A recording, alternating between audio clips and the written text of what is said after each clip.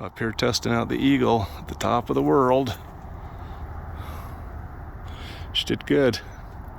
Now I need to adjust the transmission kickdown bands. I've got the low and reverse reins adjusted, and the four-wheel drive is working, and I'm sitting on a hillside. So this is very awkward and very pretty. Can barely see the car though, huh?